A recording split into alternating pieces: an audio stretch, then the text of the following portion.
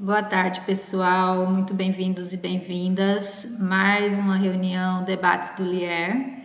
Nós estamos iniciando o semestre 2022.1 aqui na UFAL e a nossa primeira debatedora é a Altina Farias, graduada em História pela UFAL, nossa companheira aqui no Lier e também no NESEM, e ela vai apresentar para a gente o trabalho de conclusão de curso que ela defendeu recentemente, Com Favor de Deus Quer Casar, Família, Igreja e Sociedade, Freguesia de Nossa Senhora da Conceição das Alagoas, 1881-1890. Altina, muito obrigada pela presença, por apresentar para a gente o seu trabalho. Fique à vontade, a casa é sua, e depois a gente abre para o debate. Obrigada, professora Irineia, obrigada a todos os colegas, né, do grupo. Sempre sou muito bem acolhida, né? Fico aqui no cantinho, mas sempre bem acolhida.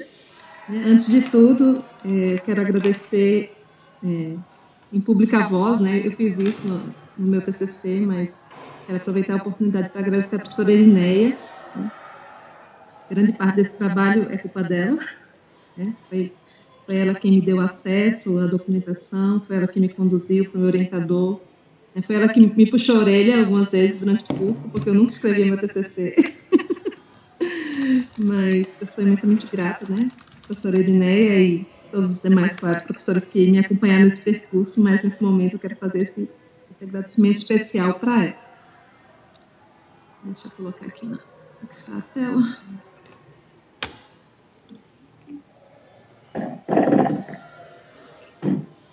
Então, como está exposto, né, esse é o tema do meu trabalho de conclusão de curso. Esse trabalho eu apresentei em fevereiro desse ano, e o título dele, né, foi Com Favor de Deus Quer Casar. Essa é uma expressão utilizada na documentação, que eu utilizei como título dele. Né? Então, esse trabalho, ele aborda são os registros, né, a questão do casamento, no caso, o casamento religioso católico. Então, como subtítulo, eu tenho família, igreja e sociedade. E aí, meu recorte, né, temporal e espacial, que é a freguesia de Nossa Senhora da Conceição das Alagoas, de 1881 a 1890. Meu orientador, o professor Dr. Giancarlo de Melo Silva. Pode passar. Agradecer a Céfara também, que hoje vai ter esse trabalhinho a mais. Então, eu queria falar um pouco sobre o que me levou, né, a esse tema, e inclusive essas escolhas, né, de local e período. Né? Tem muitos anos eu lido com pesquisa genealógica, então meu interesse pela história, né, começou por conta disso. Então, para mim, a história da família era essencialmente genealogia. Quando eu decidi fazer o curso de História na UFAL, foi justamente para me aprofundar nos métodos e na documentação que poderia ser utilizada para a pesquisa genealógica. Mas foi bacana, né, porque o que eu só via como genealogia, né, eu fui aprender no curso, na história, né, que realmente é um campo da história, né, dos estudos históricos. Então, né, isso muitas vezes foi difícil para mim, né, se tornou uma dificuldade, porque eu ainda tinha muito a mente presa em algumas questões mais dos dados ali, né, e aí você trabalhar essa documentação e pensar um pouco além disso, dos dados, mas com o tempo, né, foi bem legal descobrir isso e desenvolver isso, né, e ter contato com uma historiografia que trata disso e principalmente poder pensar isso a partir de Alagoas. Parte da minha família é da localidade, né, que hoje é chamado como Marechal Deodoro, mas que era a Vila das Alagoas, depois Cidade das Alagoas, no período que eu trabalho já era cidade há um tempo.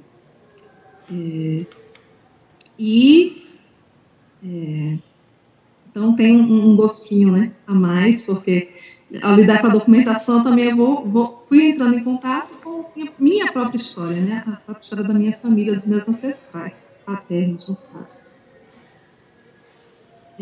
Sobre o período, né, essa escolha do período, quando eu comecei a ir para o Arquivo da Cúria, logo no começo do curso,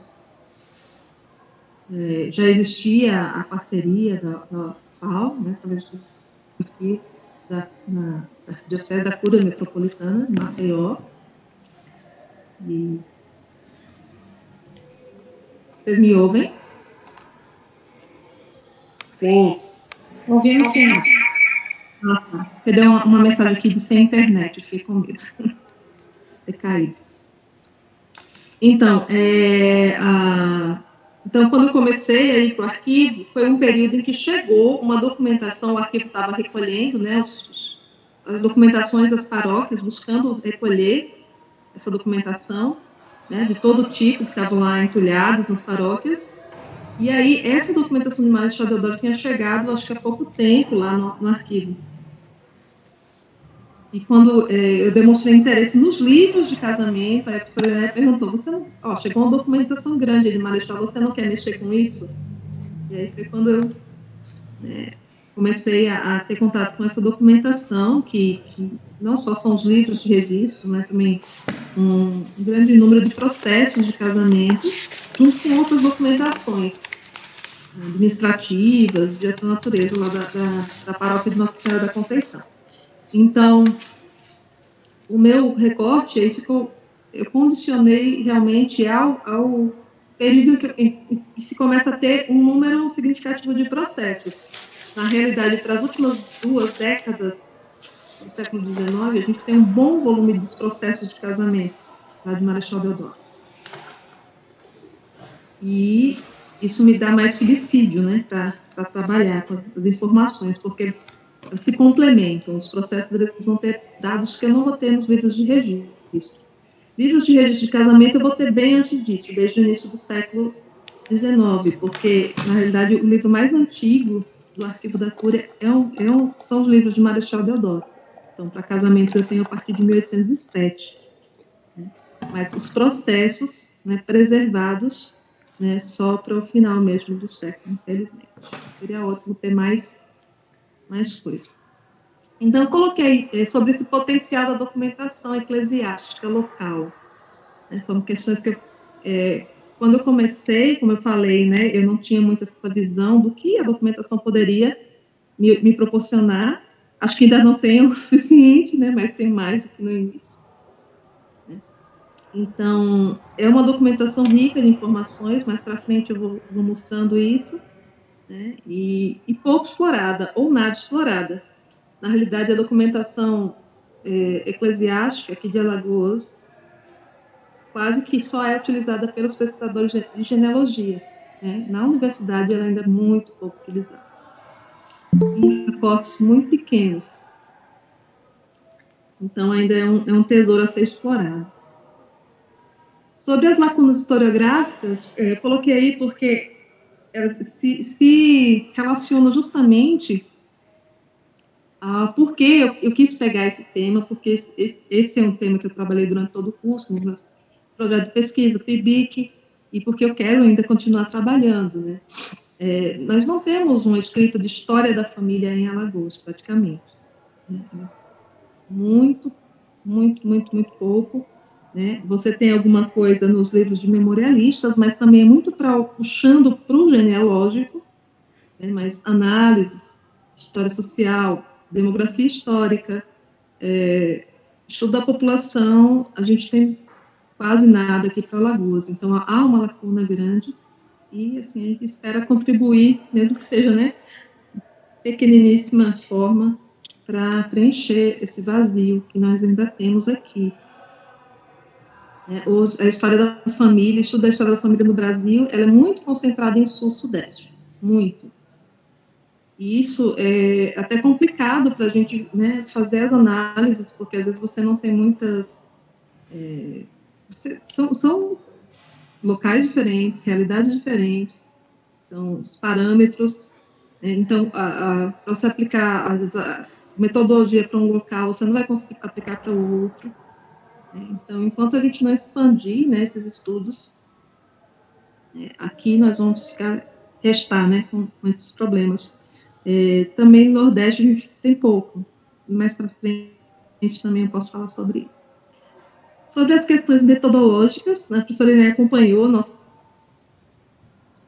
luta lá no arquivo, porque a gente pegou, né, a documentação realmente vinda em sacos, né, sem nenhum pouco cuidado assim na preservação, na arrumação, né, tudo muito sujo, né, úmido, inseto, daquele jeito que quem é pesquisador de documentos sabe como é quando tem um documento assim que não é cuidado. Então foi um grande trabalho, né? A gente teve que fazer toda a limpeza, a documentação. Não fiz isso sozinha, reconheço, né? Os colegas ajudaram, inclusive uma colega minha da biblioteconomia ficou lá comigo um tempinho. Então, a limpeza, a organização, porque a documentação veio toda misturada. E até hoje, na verdade, esse ano eu retomei, a gente está organizando os processos, porque ainda tem a documentação muito solta. Eu vou apresentar os números daqui a pouco, mas eles já estão desatualizados, porque eu já achei mais documentação no meio de outros documentos. Então, são questões que o historiador, a princípio, não trabalharia, né? Mas a gente sabe que na vida real a gente faz tudo isso. Sobre o aporte teórico, a história social, basicamente, né? Embora eu acho assim, eu acho que o tema de história da família e casamentos, ele, assim, a gente fala história social, mas é muito junto com a história cultural. Eu não vejo às vezes, né, as coisas se misturam, mas já que a gente tem que definir, assim, uma vertente, a gente coloca a história social, realmente, ela é a fonte aí da história da família.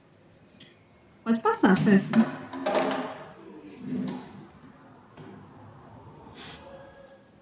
Então, eu coloquei exatamente, né, o que está no meu trabalho, não sei se alguém teve a oportunidade de ler, né, sobre o objetivo, né, do trabalho. Então, esse objetivo geral, que era examinar essa documentação, né, referente a matrimônios realizados na freguesia de Nossa Senhora da Conceição das Alagoas, entre os anos de 1881 a 1890. Na verdade, eu organizei isso em 2 datas, até em 1900 eu tenho quase tudo organizado, né, mas é feito assim para facilitar a análise, porque também é uma questão que a gente padece ainda no estudo de família, quando a gente trabalha muito dado quantitativo. E a gente não tem ferramentas tecnológicas boas, inclusive para fazer cruzamento de dados. É tudo muito assim, planilha, né, e na mão. Então, quando você tem um volume muito grande de informações, às vezes fica até um pouco inseguro, né, de repente cometer um erro ali no meio, então eu preferi fazer com mais tranquilidade, pegar uma década só. Tem um programa desenvolvido por os pesquisadores da Unicamp, que ele permite, mas assim, é um programa ainda muito, ele é bem antigo, ele se chama NACAOB, que é Nascimentos, Casamentos, Óbitos, NACAOB. E ele permite que você alimente ele e faça esses cruzamentos, mas como ele é muito antigo, por exemplo, ele não permite que eu carregue uma planilha já de dados. Eu teria que inserir tudo. E como eu já conheci esse programa já estava meio adiantado nos dados, ficou inviável também de utilizá-lo. Deixa eu retomar, eu viajo às vezes, viu? A fim de verificar dados qualitativos, quantitativos, né, utilizados no estudo da história social da família. Então, buscando caracterizar um pouco nessa sociedade. Eu confesso, assim, já adiantando, como aqui eu não estou na apresentação do TCC, eu acho que eu posso, né, ir e voltar. Eu não fiz a análise como eu gostaria de ter feito. Minha análise foi bem, eu acho, no meu entender, até no meu entender mesmo, foi um pouco superficial, né, mas pretendo engatar em um mestrado para continuar esse trabalho, então me consolo nisso. Então, desses indivíduos, né, e da própria atuação da igreja. Na realidade, assim, eu tenho um fascínio sobre esse funcionamento, né, da própria instituição, da relação da instituição com as pessoas ali na localidade. Só que, assim, a gente tem que escolher, né? Eu adoraria focar nisso, já que eu estou no Lier falando, seria muito interessante também. Mas a gente pensar, né, pincela algumas questões ali que acho interessante. Então, ali os meus objetivos específicos foi analisar a própria historiografia sobre a família, tanto de um modo mais amplo, né? Eu fiz um percurso sobre a história social da família, de onde começou, né? A entender esse matrimônio católico, o significado e normas, identificar, extrair, analisar os dados contidos nos processos e nos livros. Passa a próxima tela, Sefra, eu confesso que ah, vamos lá. Eu comecei a adiantar o assunto ali, mas eu lembrei que eu tinha colocado aí para pegar agora. Então, primeiro esse conceito de família, né? É uma coisa que eu coloco logo no início do TCC. Que família eu estou tratando aqui? É a família formada através do casamento católico. Então, é dessa família que eu tratei. E aí, como eu falei antes, né, eu faço uma revisão dessa historiografia da família, né, tanto numa forma ampla como no Brasil.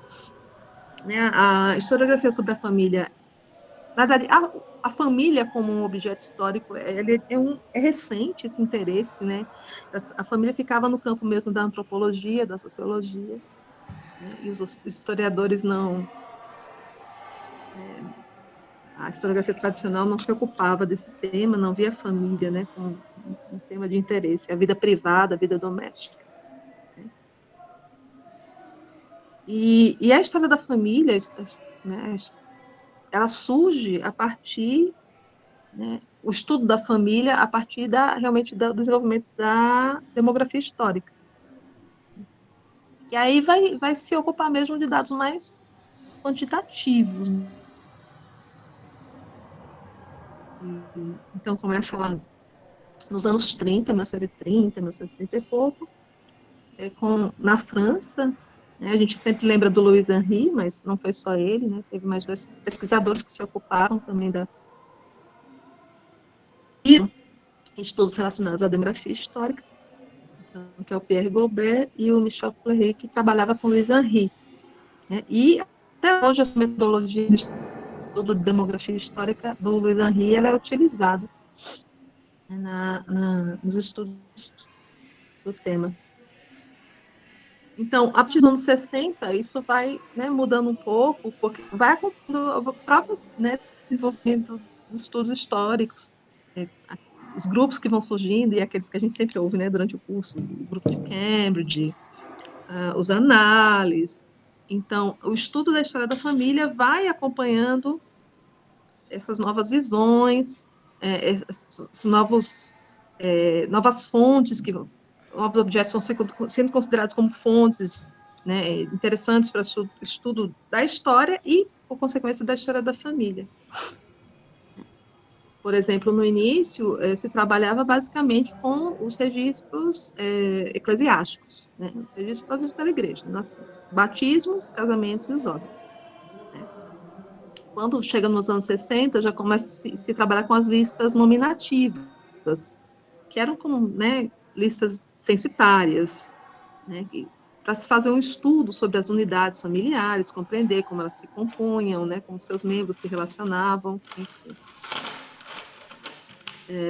Já com os análises, né, quando começa a se trabalhar com outras fontes, a própria literatura, com diários, com iconografia, então também o estudo da história da família vai absorvendo a utilização dessas fontes. E aí vai se abrindo, né, o estudo da história da mulher, a história da criança, né, de certa forma é considerado parte desse desenvolvimento do estudo da história da família dentro da história. Tem muito a questão da história dos sentimentos, né, também tem a ver. ainda que hajam, né, alguns questionamentos quanto a meio que a subjetividade, né? Mas, enfim. Depois vem a microhistória também, a história da família utiliza desse instrumental. E tem um autor chamado Giovanni Levi, né, italiano, que ele trabalha com estudo de redes, utilizando justamente a história da família para estudar as redes. É um autor que é pouco traduzido para cá, é difícil achar coisa dele. Pelo menos eu não consigo achar muita coisa. Mas tudo isso, né, chegando à conclusão que, assim, não existe uma única história da família, não existe, claro, um único modelo de família, né? E a nossa dificuldade no Brasil, né, quando se começa os estudos da família no Brasil, é justamente esse, é perceber essa diversidade, né, de arranjos familiares. E aí tem, né, sempre você vai ter décadas ali que o pessoal vai ficar discutindo se o Gilberto Freire tinha razão ou não, a família patriarcal, é uma discussão assim, você pega muito material historiográfico que se baseia só contra e a favor, contra e a favor. Mas, assim, conforme fui lendo, né, na historiografia, assim, até um fruto de uma confusão que foi feita, né, uma interpretação, porque se tem uma questão da família patriarcal e da família extensa, aí o Antônio Cândido meio que equiparou, isso ficou parecendo que o Freire tinha falado dessa forma. Mas, enfim, não que ele, né, finalmente ele teve o recorte dele lá espacial, né, e temporal, mas claro que no Brasil não existe só a família patriarcal, né, existem diversos outros modelos de família, né, que conforme esses estudos foram se desenvolvendo, foram sendo, né, identificados. No Sudeste você vai ter muitas famílias compostas, né, lideradas por mulheres, então vai ter localidades que vão ter, são grupos familiares pequenos, que moram mais isolados, tem os locais que vão ser realmente, né, grande quantidade de agregados, e aí as dinâmicas sociais ali são diferentes. Mas, justamente, isso depende muito de estudos localizados, né, que é o que ainda falta realmente conhecer bastante. Mas vamos seguir, eu já estava me olhando ali. Vamos olhar, assim, o matrimônio católico. Então, só fechando essa questão da história da família no Brasil, é isso. Nós temos alguns autores que são são a base, bem fundamentais para o estudo da família do Brasil, e eu quero destacar aqui, né, que são as obras da Maria Beatriz Diniz da Silva, né, que é a obra dela de Sistema de Casamento no Brasil Colonial, é um clássico, né, e é fundamental mesmo para o estudo da família, porque, e ainda que ela tenha escrito sobre colônia, é interessante porque a gente não vê muita mudança, porque a legislação permaneceu a mesma, né? Os costumes foram mudando, alguns, né, leis, mas as práticas, a princípio, assim, você vai identificando que elas são realmente de uma longa duração, né? Você não tem rupturas em curto período. Então, chegando ao matrimônio católico, justamente isso, né? O que regiu o matrimônio católico? Em Trento, né, se definiu, há uma discussão, na verdade, sobre isso, mas, no fim, a maioria tem esse consenso de que foi em Trento que foi definido que o matrimônio seria um sacramento da igreja, e aí se determinou as regras, né, pelas quais esse matrimônio aconteceria, e o papel, né, da igreja nisso, os deveres dos noivos, né, daqueles que pleiteassem o recebimento desse matrimônio. E aí, quando chega no Brasil, né, Trento acontece no período, né, aqui do início da colonização, da ocupação, e aí, em 1707, a gente vai ter as constituições primeiras, né, do Arcebispado da Bahia, que vão consolidar essas questões e vão também fazer certas adaptações, né, dadas as peculiaridades aqui do território. Mas, voltando um pouquinho, né, quando eu tenho o casamento como um sacramento, né, ele já existia antes da igreja determinar isso. Então, o que se fez, a igreja fez, foi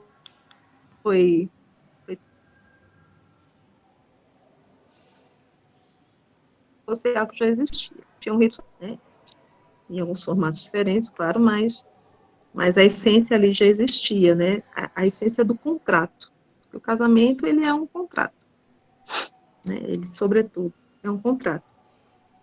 Então, esse contrato, ele era regido pela família.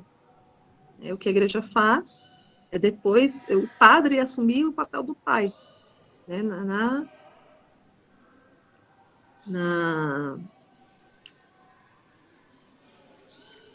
o termo agora, mas ele assume o papel do pai tanto no rito ali, da cerimônia, de se permitir que aquela união se efetivasse, né, como também na regulação da vida ali daquele casal. É claro que a família continua tendo, né, sua importância e sua influência, né, mas aí a igreja, ela assume um outro patamar, né, isso lá na Idade Média.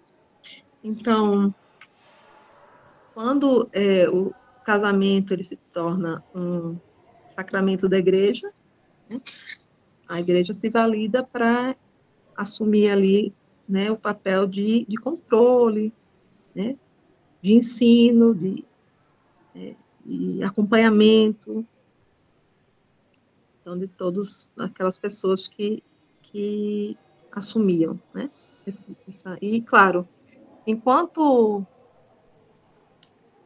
vigorou, né, a questão do igreja, Estado, padroado régio, né, a igreja também era um braço do Estado, então interessava ao Estado ter uma, uma comunidade, por exemplo, estável, né, sem conflitos, e o casamento, a família foi utilizado também para isso, né, de forma que se controlava a população através também da administração do sacramento do matrimônio. Não à toa, quando os visitadores, né, iam para as localidades, né, uma das questões era quem estava amaziado, né, quem não tinha se casado perante a igreja. Quer dizer, né, você não casou perante a igreja, então você não está dando, né, não atribui ali o papel ao padre ali para acompanhar a questão. Então, sempre se procurava ter as pessoas dentro, né, dessas regras, dessas práticas. Pode passar, Séfora. Eu estou falando demais. Então, falar logo sobre Alagoas, né? Pode passar. Eu coloquei essa tabelinha só para a gente pensar um pouco juntos, como é difícil, né? Estudar a população aqui. Esses são dados de censos, contagens de população, né? Não é o censo que a gente conhece hoje do IBGE, não tem a metodologia que hoje existe, né? Nem teria como. Mas a gente percebe nessa disparidade na contagem da população aí, nesses anos, e conforme essas fontes. Então, quando você compara ali, né? Em 1870 você ter 28.400 habitantes em Alagoas. Alagoas, digo a cidade, tá? E em 72 ter 9.000, é muito, muito dispare, né? A gente, assim, no meu entender, em tese, o recenseamento geral, ele teve um pouco mais de critério. Então, para mim, sejam dados mais válidos. Não sei se os colegas não vão concordar com essa questão. Mas, enfim, o que a gente tem para os outros anos, além do censo de 1872, né, são estimativas, né, a gente não sabe muito da metodologia de como esses dados foram obtidos, o que também atrapalha quando a gente quer fazer, né, até um estudo comparativo, compreender mais, né, sobre a questão da população em si. Pode passar, Sérgio. Então, sobre a documentação, né, com a qual eu trabalho, eu não trabalhei, eu vou considerar que eu trabalho. Então, nesse período de 1880 até 1890, eu tenho 542 casamentos celebrados na localidade. Isso é o que eu tenho nos livros de registros. É o número exato? Eu imagino que não, porque eu já encontrei processo e não encontrei o registro. Às vezes acontecia do casamento ser realizado e não ser registrado no livro. Pode ter tido um processo e pode não ter tido casamento? Pode. Mas como eu encontrei mais de um, então eu imagino que nem tudo tenha sido registrado por imperícia do pároco ou por algum motivo. Desses 542 casamentos, até então, eu tinha localizado 428 processos. Hoje eu já tenho um pouquinho mais que isso, porque eu já encontrei mais documentação. E aí, desses 428 processos, eu tenho 81 desfechos matrimoniais. Então, agora eu queria falar um pouco sobre o que são esses processos, né? Sobre o que é o processo matrimonial, que também é chamado de processo de banhos matrimoniais. É a mesma coisa de hoje, se você for casar na igreja ou no cartório também, no civil. Né? Os interessados, né? Os nubentes, né? Que a gente chama, os noivos, né? Eles dão entrada no desejo deles né? De se unirem matrimonialmente ali. Então, para a igreja, o que eles prezam, né? Você vai na paróquia, você, né? Se apresenta, eu quero casar com cicrano, né? Os dois têm que se manifestar. E aí vem a parte de comprovação de documentação. Se eu fosse para o civil, eu ia levar meu certidão de nascimento. Como eu vou para a igreja, né? Hoje eu não sei se a igreja hoje exige registro de nascimento, mas ele vai querer saber se vocês são batizados. Né? Então você vai ter que ter a sua documentação de batismo. Além dessa documentação de batismo, né? Eventualmente eu precisaria de outros documentos. Por exemplo, se eu fosse viúva, eu tinha que comprovar que o meu cônjuge realmente faleceu. Teria que ter um documento ou declaração de testemunhas dizendo que meu cônjuge faleceu. Se eu fosse parente, por exemplo, um casamento entre primos, e aí a igreja vai considerar o parentesco até quarto grau. Já houve uma época que ele considerava até sétimo grau, mas aí depois isso durou pouco tempo e já desde Trento ficou quarto grau. Então, eu tenho que ter uma dispensa da igreja, né, pelo bispo, de que é permitido que a gente se case, senão caracterizaria um incesto. Então, a maior parte dessas dispensas, elas vão se dar por isso. Né? Isso está dentro da legislação eclesiástica que versa sobre o casamento. Então, dessa documentação de Marechal, então, nos casamentos, nos registros, né, eu localizei 81 casamentos que foram realizados com dispensa, e até então eu tinha achado 65 solicitações de dispensa. São documentos muito interessantes, muito ricos. Eu, particularmente, gosto muito deles. Então, o que a gente percebe realmente, assim, para a localidade? Aí agora eu queria falar mais focado, né? Então, realmente se buscava, né? E seria o correto mesmo, né? Ser efetivo na aplicação das normas que existiam. Porque, por alguns motivos, tem localidades que você vai ver que eram mais flexíveis quanto à documentação, né? Ou não. O interessante de Alagoas é que a maioria era dali mesmo, né? Então eram famílias, pessoas conhecidas da comunidade. Então a flexibilidade que havia era justamente por esse conhecimento. Mas, de uma maneira geral, a gente vê que eles são muito ciosos, né? Quando eu falo eles, né, uma pessoa específica, daqui a pouco eu mostro quem é. Mas muito ciosos na aplicação da legislação, quando era necessário realmente, né, apresentar documentação, se exigia, se acompanhava, embora, né, dentro das possibilidades ali, da precariedade ali da localidade. Nós temos algumas lacunas nos dados, porque e aí são questões que eu não consegui ainda prosseguir, por exemplo. grande parte do período, a legislação determinava que se colocasse a idade dos noivos, porque existe, né, ainda existia a idade mínima para casar. Então, eu não tenho, na maior parte dos registros desse período, eu não tenho a idade dos noivos. Embora eu tenha grande parte dos registros de batismo. E aí, às vezes, a percepção que eu tenho é que realmente as pessoas não tinham, os padres que atuaram anteriormente não tinham muito controle. Então, as pessoas às vezes não conseguiam comprovar essa idade, mas aí tinha testemunhas, você podia fazer isso por uma justificação de testemunhas. Então, há essas lacunas. Uma outra informação muito interessante, que tem uma parte dos registros que tem, era a profissão. Mas você vai ter a maior parte dos registros que não vai ter profissão, por exemplo. E aí eu fico pensando, será que é porque todo mundo fazia a mesma coisa, para eles era tão comum que ele nem não se preocupava de registrar? Não sei. Aí é só especulação mesmo. Mas, ao mesmo tempo, que tem lacunas, tem uma diversidade grande de informações. Por exemplo, os processos. Pode passar, Cé. Vou mostrar aqui como é o processo, tá? Aqui, tem outras localidades que tem processos bonitos. Se você pegar São Paulo, vai ser uma pastinha toda bonita, cópia de documentação. Aqui era mais, assim, na contingência, né?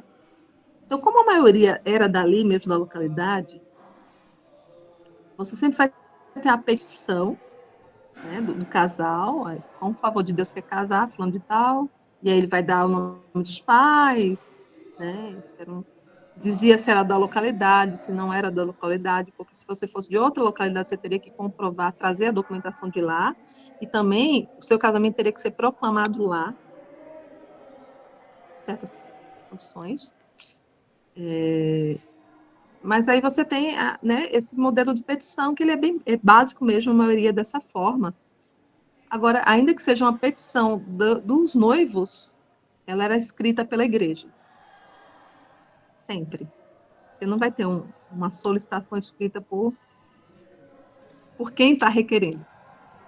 Então, realmente, ali é para cumprir o exigido no processo. Então, na mesma folhinha ali da petição, eles já anotavam ali as datas, os proclamas tá ali em cima, né?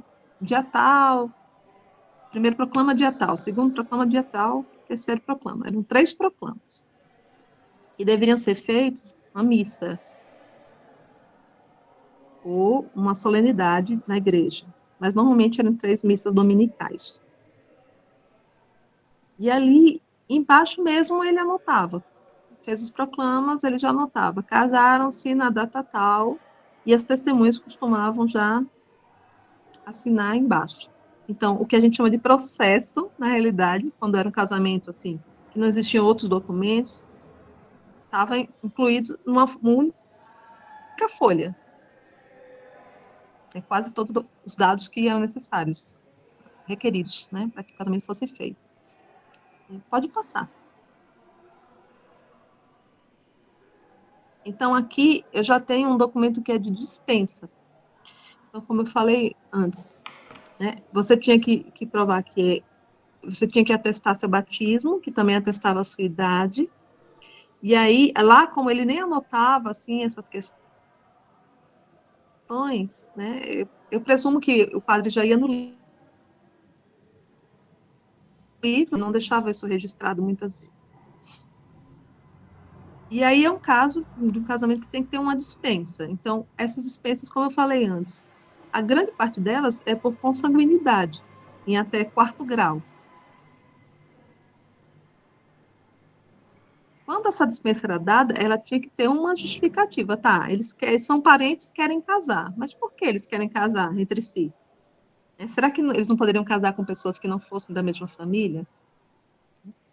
E aí é toda uma argumentação lá para o bispado, para que esse casamento fosse liberado. Não encontrei nenhum documento em que o casamento foi negado, sempre era liberado, e também outras localidades, outros pesquisadores também percebem isso. Né? O discurso ele é bem padronizado, então é o discurso da igreja mesmo. E então isso ia pro, no nosso caso ia no período, né, ia para o bispado em Recife e Olinda. E o bispo ele tinha na época estava vigindo um breve, né, que permitia ao bispo aqui dispensar, fazer as dispensas. Ele despachava e aí quando voltava era permitido o casal ser realizado o casamento. Então, eu coloquei aqui, tá bem, para quem está no celular, deve estar bem pequenininho, né? Então, em cima lá, na mesma folha, né? Ele fazia a petição no meio da folha, em cima, lá no bispado, eles despachavam. E quando era por parentesco, ele costumava colocar aqui uma pequena árvore genealógica aqui, demonstrando de que forma aqueles noivos eles se ligavam. É uma informação muito, muito legal. Eu sou suspeita, né? Porque da genealogia é isso que a gente precisa. Então, quando você tinha a dispensa por consanguinidade, a maior parte, mas desses casamentos que eu lidei, 4 foram por afinidade. O que é a dispensa da afinidade? O que acontece? Você poderia ser parente de sangue, mas também existia um parentesco espiritual.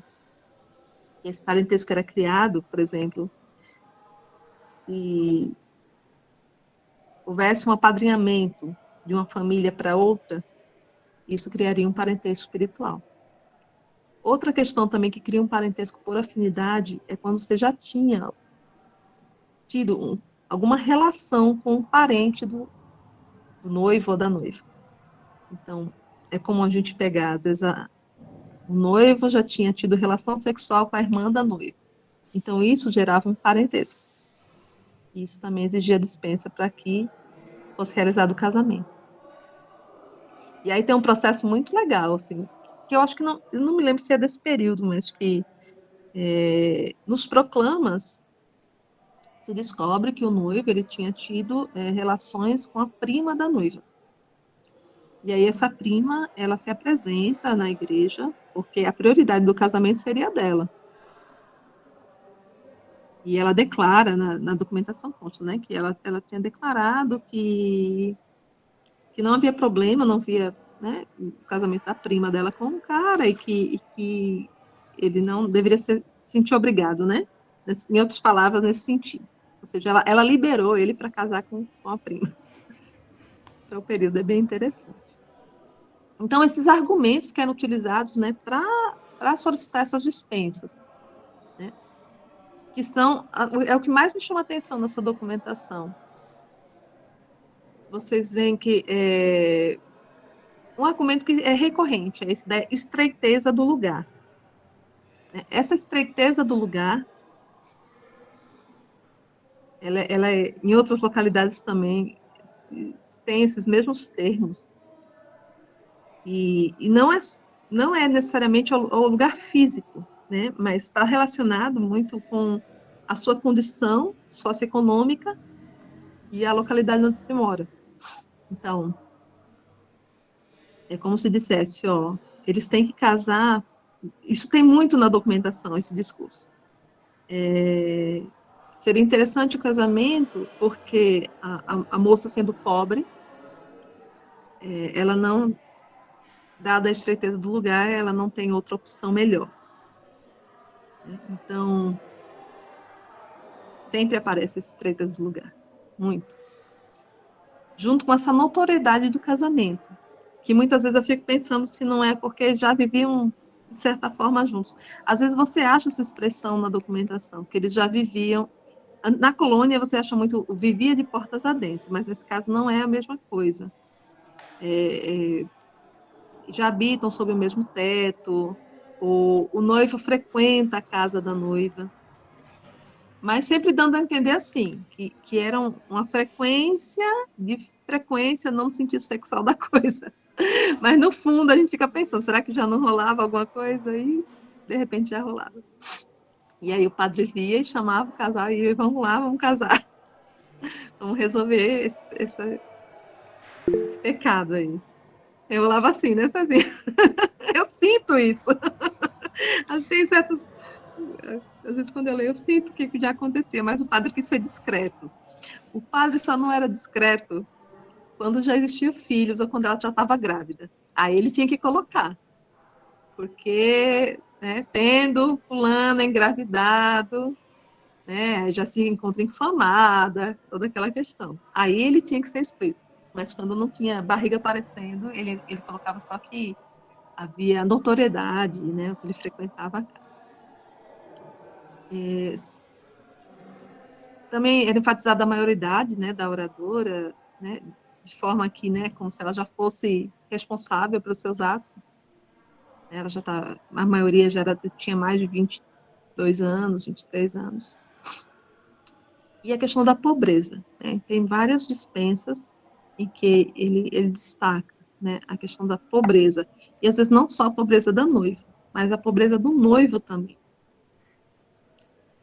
Se fala muito mais das mulheres nessa questão, né? Porque é aquela visão, né? A mulher pobre é mais vulnerável. A gente encontra esse discurso, né? Que ela estaria mais propensa, né? Aí para uma vida fácil, né? Mas também a gente encontra, né? Falando sobre os noivos pobres, né? Apesar de pobre, ele é um rapaz trabalhador, então ele é digno da dispensa para se casar. Deixa eu adiantar que eu estou falando demais aqui. Pode passar. Então, eu coloquei alguns dados, e aí, nesse período, quem era o padre era o vigário Antônio Manuel de Castilho e Brandão, né, que viria a ser do Antônio Brandão, primeiro bispo, né, de Alagoas. Ele era muito cuidadoso, assim, com a documentação. Eu tenho uma certa admiração por ele. Ele fazia direitinho. E então, eu fico imaginando assim, a personalidade dele, por exemplo, lá de 542 uniões. Ele celebrou 500. Eu acho bastante. Todas as da matriz, né, e muitas que não foram realizadas na matriz, mas a maioria dos casamentos foram realizados na igreja matriz. Então, a gente já vê, assim, uma localidade já bem. Não sei se eu diria assim, se isso deve à questão da urbanização mesmo, né, de centralizar, né, esses atos na cidade. Né, mas o fato é que a maioria das uniões elas eram realizadas na igreja matriz. Não sei se as pessoas também gostavam mais, né? Mas quando você vai para a colônia, você tem isso mais, né, interiorizado nas capelas, nos engenhos, nos oratórios, né? Mas para esse período a gente vai ter aí a matriz como o grande palco, né, das uniões matrimoniais. Pode passar, Sofia. Então, eu quero muito ouvir vocês ainda, estão finalizando já, né? O que eu já falei no início sobre o potencial dessa documentação, né? Eu sei que eu ainda preciso explorar muito ela, tem muito a explorar dela. Gostaria também que outros fizessem essa exploração, né? Para que a gente tenha uma historiografia sobre a família, né? Para que a gente avance nisso, a gente não só fique com a visão, né, da família de outros locais, né? Porque a gente se conheça melhor, né, e também compreenda mais, né, aí dentro desses processos, né, sociais, o processo social do matrimônio e a atuação da própria Igreja Católica na localidade, né, até então bem influente. Quando eu pego esse período, eu já pego o período, né, que os embates lá, né, do casamento civil, já estão a toda, e aí já chega o casamento civil, mas até o final do século, assim, a gente percebe que, claro, a igreja tinha a limitação dela ali também, não era tão, o povo não era tão controlado como a gente pensa às vezes, né, pela igreja, né, mas sim, é uma instituição, né, que influenciou demais aqui a formação, né, da nossa sociedade alagoana. E é isso, gente. Eu já falei demais, agora eu quero ouvir mais vocês. Obrigada.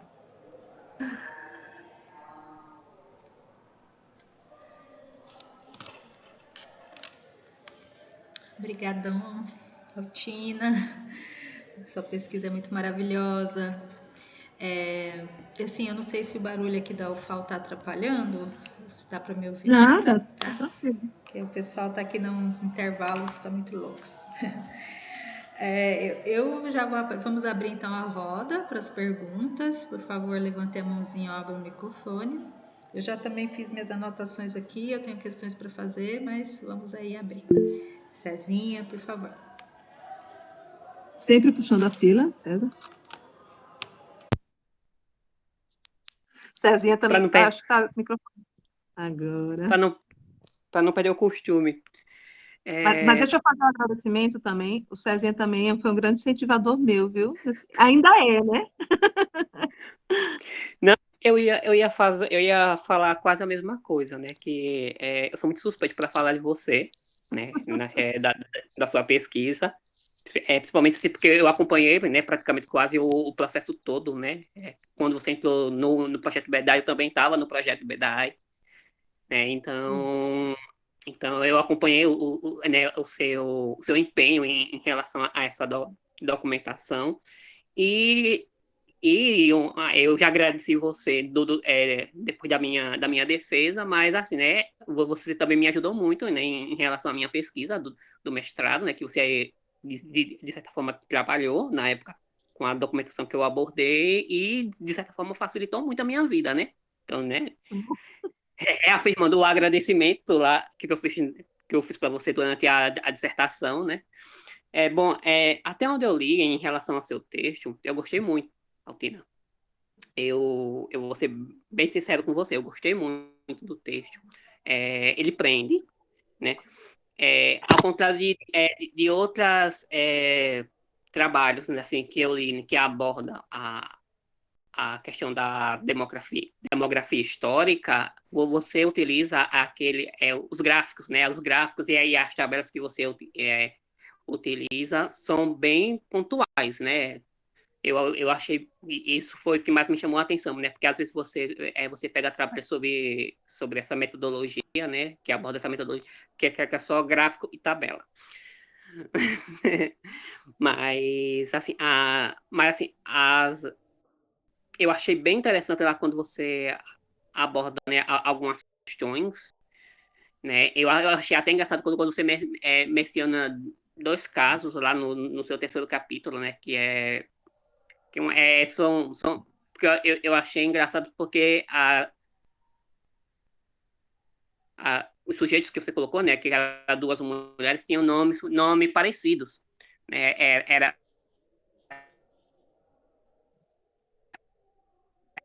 Rita Maria e Maria Rita, a questão do nome, né?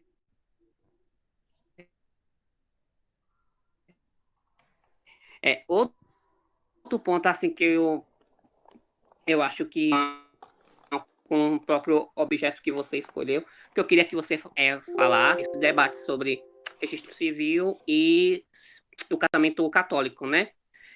Se no caso, se você pretende abordar isso assim, uma provável pesquisa de mestrado, esses debates, né? Porque era algo que já estava recorrendo, né? Desde da segunda metade do século XIX e no período que você estudou, né? Que pega assim, o início ali da República, já tinha ganhado, estava ganhando mais efervescência também, né?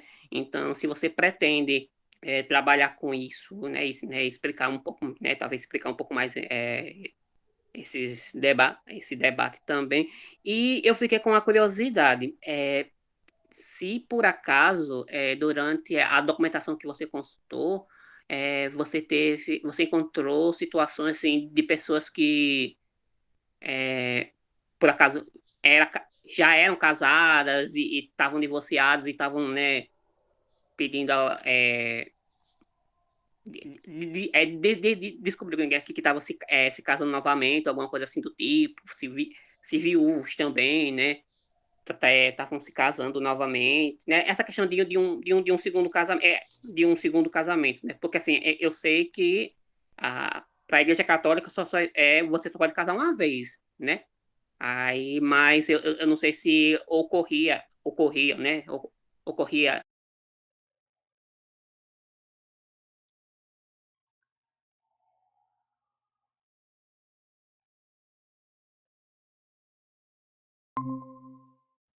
Eu posso já responder, César?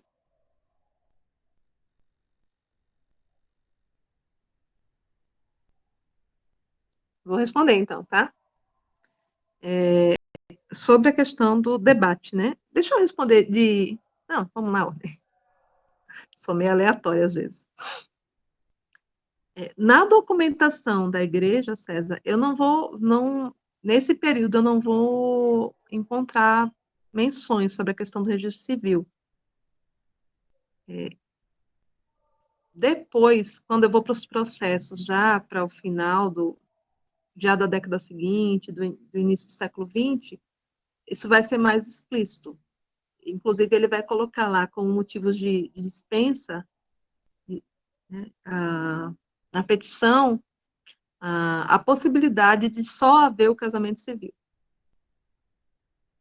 E aí até eu fico pensando, nossa, será que aquele casal, ele buscou a igreja para se casar na igreja, ou foi só o padre que conhecia aquela família, que soube que eles iam se unir e chegou junto, e aí, gente, vamos casar na igreja também? É uma questão que eu fico pensando às vezes, porque as pessoas não iam deixar de se casar, nem iam, tanto formalmente, no civil, ou se, mesmo se, né, se juntar, como a gente fala. Então, elas não deixavam de formar suas famílias, independente se conseguisse ou não. Então, para esse período que eu trabalho, resumindo assim, eu não encontro menções, né? Para o final, já para mais para o final do século, eu encontro. Inclusive, teve um ano do PIBIC que eu fiz justamente sobre matrimônio, esse período, né? A transição do matrimônio católico e o matrimônio civil. E aqui, assim, a gente fica também limitado na imprensa que a gente tem na hemeroteca, às vezes, né? E eu confesso que eu trabalhei basicamente com a hemeroteca. As discussões aqui, eu não vi tanta discussão como eu pensei que ia encontrar sobre a questão do casamento civil, aqui para a imprensa em Alagoas. Foi uma fonte que eu busquei nessa época, né, nesse ano de PIBIC. Uma coisa que eu fiz também, eu não mencionei aí, né, ao longo da apresentação, porque eu tenho tudo planilhado, né, todos esses casamentos planilhados. E para o período para a última década, né, 1890 até 1900, eu planilhei também os casamentos civis, justamente para comparar, né, para ver se todo mundo que casou na igreja, casou no civil, todo mundo casou civil, casou na igreja, né, e assim, eu percebo que muito pouca gente, assim, existia um esforço, né, e aí eu volto àquela questão, será que as pessoas que se preocupavam, e tem, assim, menções, principalmente das famílias, da preocupação, né, de que os noivos, eles se casassem também no religioso, né, porque não só pela tradição, mas, né, porque se considerava que era o legítimo casamento, né, e a igreja batia nessa tecla. Então as pessoas iam se casar no civil, e aí, né, havia a pressão da família, a pressão da igreja ali na localidade para que eles se casassem também no religioso, ou se era o inverso, né, se as pessoas procuravam o religioso, e aí havia pressão, se casava no civil porque a lei estava exigindo. Mas foi uma coisa assim que eu não foi um ano de PIB que eu fiz, também foi, não me aprofundei nessas análises, mas foram dados, assim, preliminares que eu obtive. Realmente não tem muito uma fuga grande, vamos dizer assim. As pessoas continuavam casando no religioso, grande maioria. Então, eu vi esse debate na imprensa, né, e para os registros da igreja, não nesse período, né, posterior. Sobre a questão, né, se eu encontrei casos, divórcio não, bigamia não para esse período.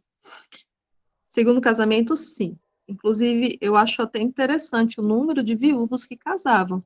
A minha concepção, antes de mexer com a documentação, era que isso seria muito pequeno, quase inexistente, mas muitos viúvos casavam novamente. É também uma questão interessante a ser Ô, estudada. Alpina, Oi. uma outra pergunta, desculpa me interromper, mas uma outra pergunta que surgiu aqui, mas no caso, no caso de viuvez, a Igreja Católica dava permissão para eles se casarem novamente, mas no caso, mas essa mesma permissão era conferida às mulheres? Eu fico me perguntando Sim, isso. sim. O que acontecia, a diferença era o seguinte: como o casamento casamento como um sacramento é assim até hoje, né? Ele é um sacramento. Então, a bênção do casamento, o casamento ele tem 2 momentos. Tem a cerimônia, né, da união e tem a bênção matrimonial. Quem se casa pela segunda vez, ela não recebia a bênção matrimonial. Só recebi uma vez, no caso. Só era realizado a cerimônia, é quase como só o registro. Esse casal tá, né, Entendi. estão se unindo formalmente, né, perante a igreja. Mas aí eles não recebiam a bênção, porque a bênção só era recebida no primeiro casamento. Essa bênção também ela não era dada em algumas outras condições. Mas, por exemplo, tem uns tempos na igreja, né, que são tempos proibidos, chamados, em que não se dá a bênção matrimonial. Mas, por exemplo, você podia casar nesse período e depois, em outro momento, receber essa bênção matrimonial, numa missa ou em outra cerimônia. Mas sobre viúvos, sim. Homens e mulheres casavam. Homens e mulheres viúvos casavam. É bem legal isso.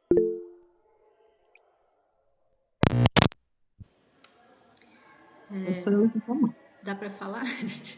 Desculpa, eu estou meio desorientada aqui com essa mudança de cenário.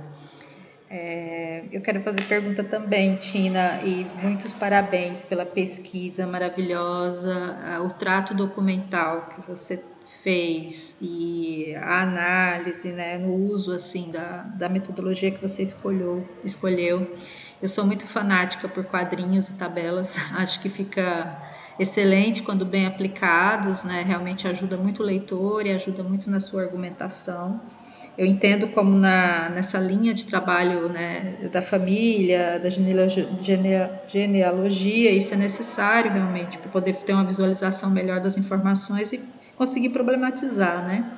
E você realiza isso brilhantemente, querida. Muito parabéns, assim.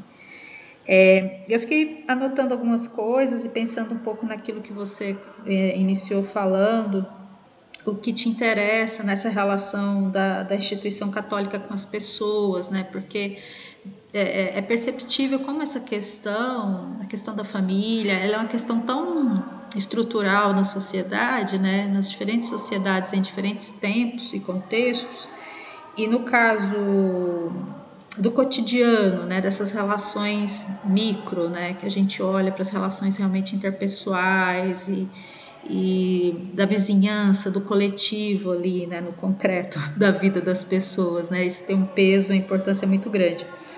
E aí eu gostei muito dessa explicação que você dá para a questão do matrimônio como sacramento, né, como eixo ali, vínculo que passa, é lógico, por uma sociedade em que o catolicismo ele tem a hegemonia, né, no sentido de estabelece aquele que é casado, que cumpre os sacramentos, ele vai ter ali na sociedade, né, ele vai ser talvez para algumas posições na sociedade isso é visto como uma distinção até, né? Não sei se eu estou errada em falar assim.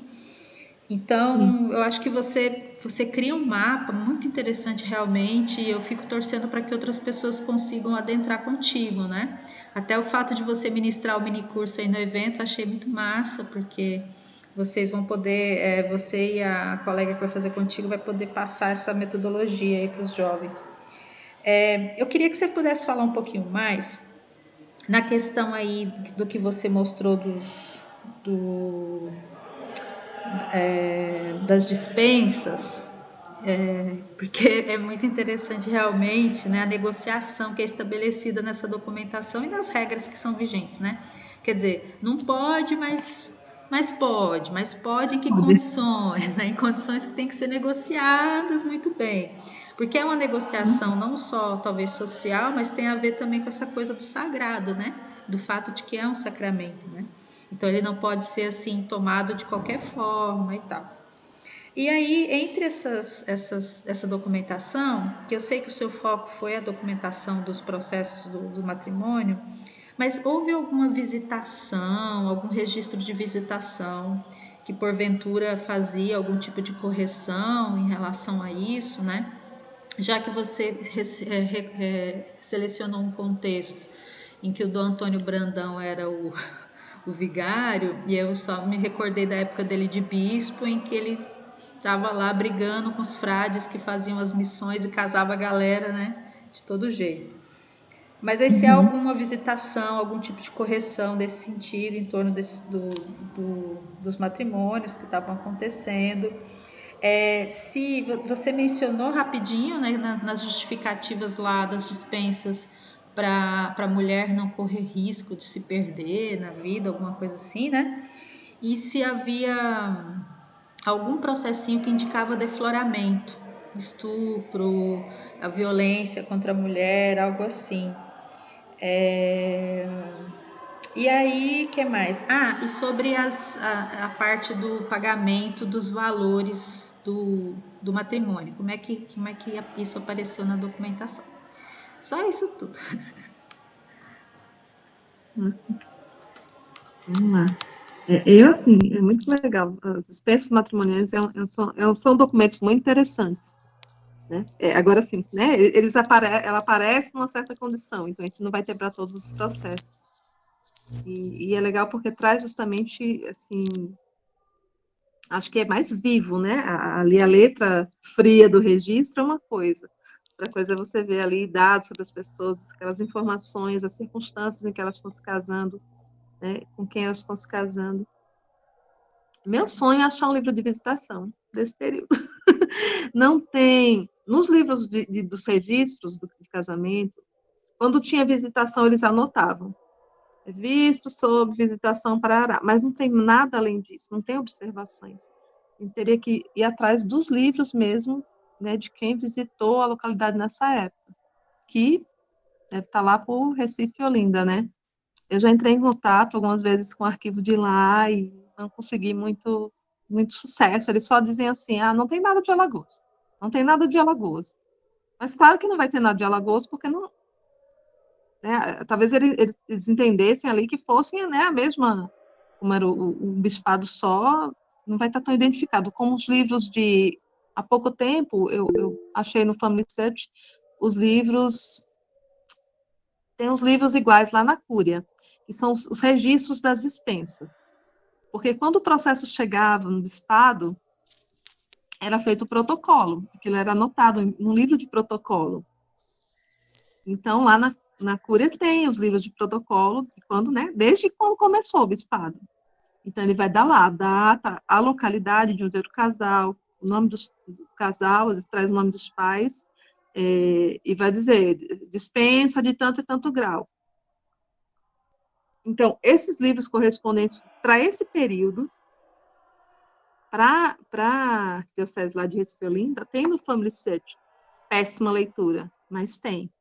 Então, está tudo misturado, né? Todas as localidades do arcebispado estão juntas, inclusive, né, toda Alagoas. Então, eu não sei se era para anotado no livro de tombo. A visitação, eu imagino que sim, né? Mas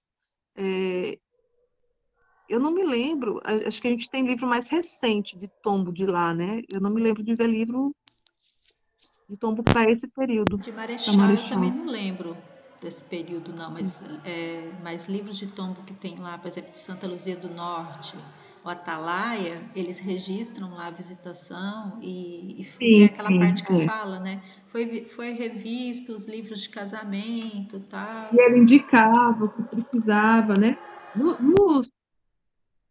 Nos livros de registros, aí eu já vou sair do período do padre, inclusive.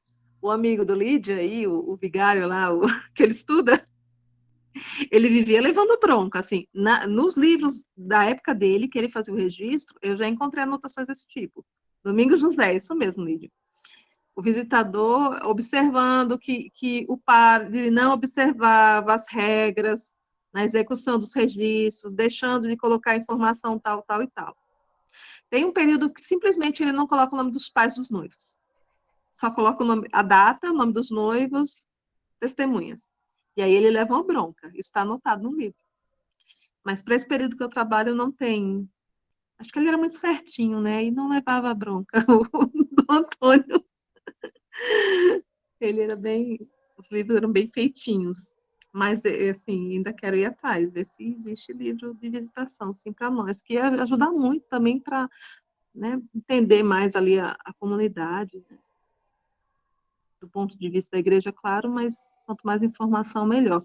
Foi uma questão que foi me colocada quando eu apresentei o TCC na banca, que eu mencionei isso, que eu acho muito interessante, assim, quando a gente lida com dispensa matrimonial, na historiografia, o pessoal liga muito o casamento consanguíneo à manutenção de riqueza.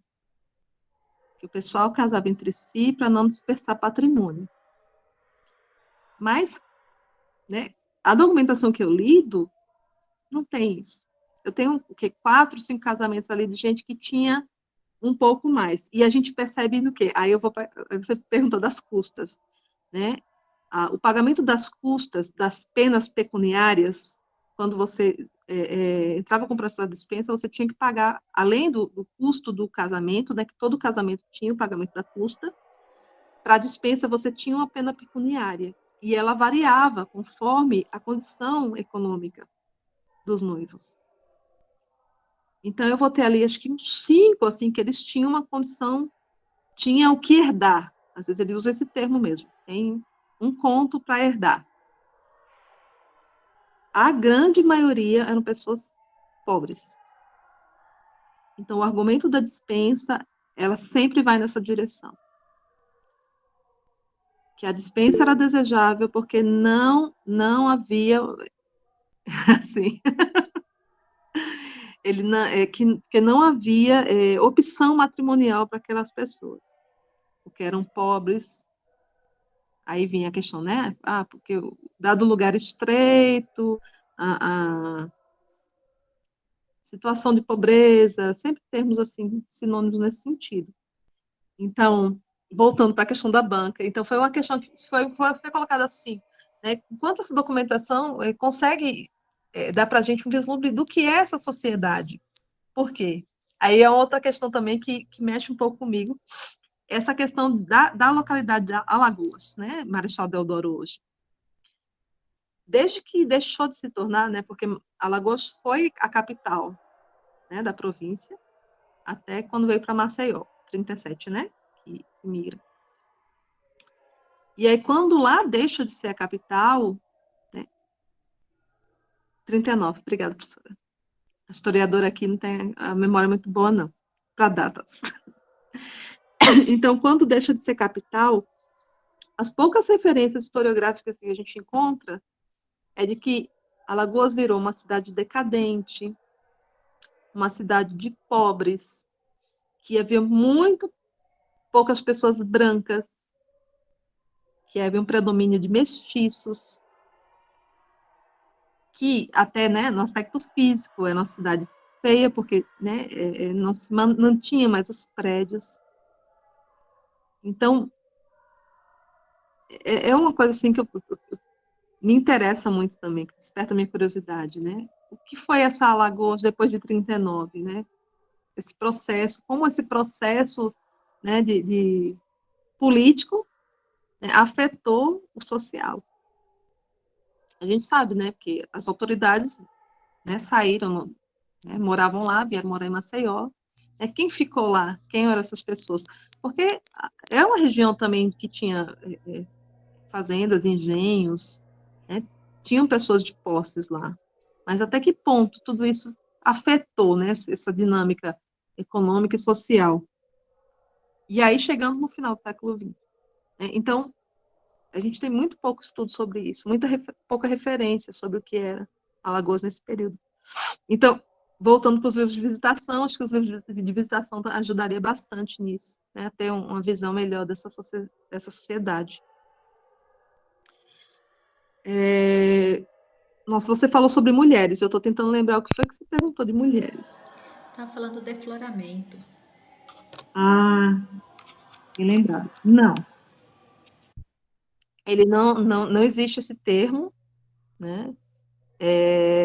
Nas menções de dispensa, porque já havia tido, né, relação sexual, assim, pelo menos a minha percepção, eram realmente relações consentidas, a princípio, né? Parecia mais realmente concubinatos, muitas vezes, né, em que a igreja chegava ali querendo, né, buscando que aquele casal regularizasse a sua situação, mas mas eu não percebo, assim, na documentação nada, nenhuma menção, assim, que leve a acreditar que houve um tipo de violência ali. Embora aqui a gente sabe, né, que para o período, a reparação do estupro era o casamento. Nos jornais, a gente vai ver, inclusive eu lembrei agora, tinha um delegado aqui em Maceió, que não por acaso, era o dono do cartório, era um oficial do cartório. Então ele prendia e ele casava. Isso acho que para o final do século XX. Isso. Então, existia muito disso, né? Mas até que ponto também? Eu já peguei quando você vai mais para o final do século XX, você encontra alguma menção em registros de casamento. Em Marechal não encontra muito, mas Maceió aqui a gente encontra. Eu já vi para Maceió, não sei se ele vi para Atalaia também. Mas aí né, há essa menção, né, de que realmente foi uma situação em que a moça foi deflorada. Agora, quando você vai para as dispensas, é interessante. Às vezes ele coloca lá no argumento de que... E tem um caso que ele é bem assim, ele é dessa forma mesmo, ele vai dizer que houve a relação sexual que foi cometido não para facilitar a dispensa. Então, às vezes, eu fico pensando, nossa, será que às vezes não era algum casal que eles queriam se casar, a família não aceitava e eles tinham relação porque aí eles seriam forçados a casar? O padre, assim, eu acho que a gente fica pensando assim, né? Quando você afirma muito uma coisa é porque, né, será que não é o contrário? Mas eles usam esse termo mesmo, né? Que eles não tinham tido relação sexual para forçar a dispensa, mas por fragilidade humana. Esse é um termo que sempre é recorrente nas dispensas por quebra da castidade, por fragilidade humana. Interessante, Tina, porque no arquivo do judiciário eu cheguei a ver o processo, mas aí para o início do século XX, que essa questão do Do século defloramento, aí XX. já aparece essa palavra, né? E isso que você Uhum, mencionou de parece que o defloramento ocorrer para o pessoal poder casar, parece que ocorre, mas também assim, o pessoal está preso, o homem foi preso, acusado de ter feito o defloramento, e aí o juiz despacha dizendo que eles têm que se casar para poder salvar a honra da moça, assim. Não isso, necessariamente não se pergunta para a mulher se ela quer casar ou não, né, no caso. Mas isso. aí já lembrei de uma outra pergunta que eu tinha anotado aqui, e eu não sei se você falou e eu não captei. E sobre a questão da família escrava, ainda aparece ou não aparece nesse recorte? Aparece. Bem pouco, mas aparece. Quando você vai para o final do século, né, você tem um esvaziamento, assim, do número de escravos, né? A questão lá do tráfico interprovincial, ele é muito grande, né? Muitos escravos vão sendo vendidos na localidade. Você percebe, como eu vejo assim, eu tenho tudo tabelado, né? Todos os casamentos do século. Então você percebe que vai caindo, né? O número de casamentos e escravizados, mas ainda nesse período aparece cerca de, acho que, salvo engano, são 7 casamentos com escravizados. Já para o final, já perto da abolição. Mas aparece sim. E é interessante, assim, como uma coisa que eu observei também, né? E a gente sempre fala nesse estigma e essa marca, né? De sempre se frisar, mesmo quando não era escravo, mas que tinha sido escravo, que a mãe tinha sido escrava. Então, por exemplo, tem processo de casamento em que a pessoa é identificada assim: fulano, filho de cicrana, que fora escrava de.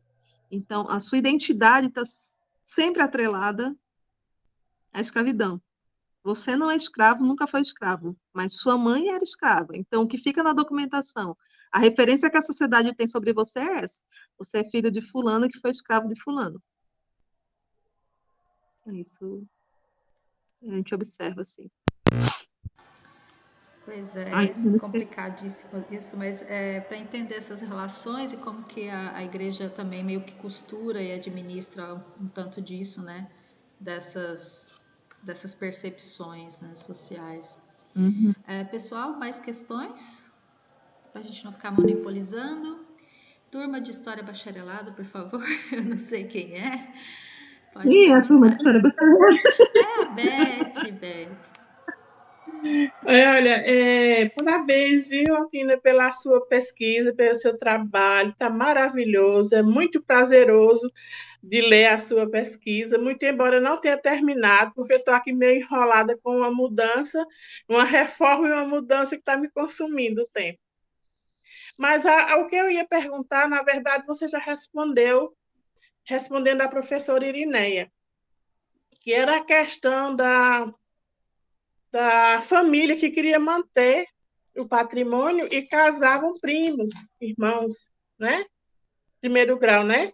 Aí, no caso, você já respondeu. E a outra era a questão dos pobres. Se essa dispensa era igual para a família que tinha recursos e para os pobres, né? E também você já respondeu. Então, eu estou só lhe parabenizando e dizer que estou muito feliz de estar participando. Espero brevemente poder também estar fazendo o meu, né? E, né, professora? Que bom. E aí, Beth? Pois é. Parabéns, meu amigo. Olha, muito, muito prazeroso ler a sua pesquisa, viu? Um abraço. Obrigada. Abraço. Era isso. Você já me respondeu, já respondeu aí, por isso que eu não vou fazer mais, tá bom? Tá bom. Obrigada. Mas só complementando a questão das dispensas e assim frisando, né, deixando bem claro, o processo era o mesmo, rico ou pobre era o mesmo processo, né? O que mudavam era justamente a questão da pena pecuniária, né? Os pobres, assim, a igreja, embora houvesse um esforço, né, de arrecadação, claro, ele dependia do dinheiro, né, das pessoas, mas os pobres sempre eram dispensados das custas. Quem não podia pagar, não pagava, né? E aí você tinha também as penas espirituais, né? Então, você vê lá, né? Muitas vezes era a questão de rezar, né? Rezar tanto Pai Nosso, tanto Ave Maria, o Rosário, né? E em outras localidades você vê, às vezes, também prestação de serviço para a igreja. Aqui eu não vejo. É só a questão mesmo da pena pecuniária e a questão da penitência, né? E mesmo assim, a igreja era bem branda, sabe? Para quem quando você lê muita coisa da igreja anterior, você vê assim, as penas eram bem nada extraordinário, assim, era realmente para cumprir ali o rito e porque tem que fazer a pessoa pagar um pouquinho, mas nada Ok, amor. exorbitante.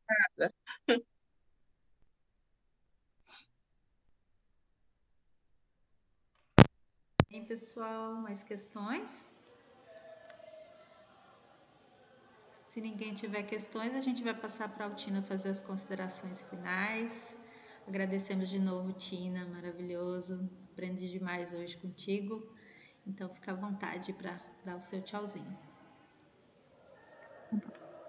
Então, agradecendo, né, a oportunidade, eu estava bem ansiosa por esse momento, né, foi o que eu falei na minha apresentação, né, do TCC, assim, são temas, assim, que a gente gosta e não encontra muita gente que gosta também, então quando a gente tem a oportunidade assim, de falar, chega a dar aquele calorzinho no coração. E aí, como eu falei, né, na apresentação, eu pretendo realmente continuar, né, preciso fazer o meu projeto de mestrado e meu grande impasse é sobre o quê? Porque vocês vejam, né, que são tantas questões interessantes, né, que se relacionam, né, ao tema, à documentação, e aí aceito contribuições, sugestões extra, esse momento aqui, né, vai ser grande valia, assim, esse apoio de vocês, essa ajuda.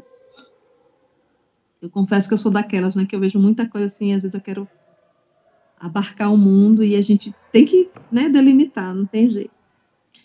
Mas obrigado vocês aí pela paciência, pelo acolhimento e, né, que tem, a gente vai ter, né, um mini curso no Encontro de História, eu e a Vanieri, que também, né, no TCC dela trabalhou também com registros religiosos e com família. Então, quem puder participar também está convidado e vocês sabem, né? Quando que quiserem perguntar e Da mesma forma, eu vou aperrear vocês me aperreiam e tá tudo certo. Obrigada. Muito obrigada, Antina. É nóis. Então, gente, muito bem, vamos encerrar nossa reunião. Logo, logo nós teremos um próximo encontro. E, de praxe, né, eu peço que vocês fiquem um pouquinho para a gente dar os nossos encaminhamentos. Um beijinho e até logo.